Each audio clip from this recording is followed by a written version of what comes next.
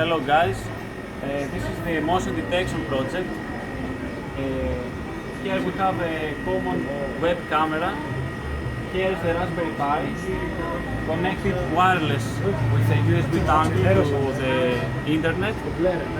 So what it does is takes the video and compares the frames, and if there is a difference on the pixels, so it does a comparison pixel by pixel. It marks with this red border the area that detected the motion.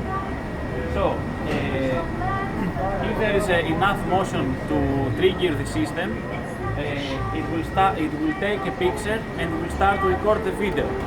And next, it will send an email notification that there is a motion detection.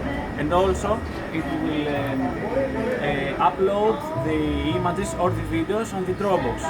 So you have a complete security system for your house, and this is also controlled by the main hub application. By Dropbox and by email, it's a very fast and very efficient way to secure your house.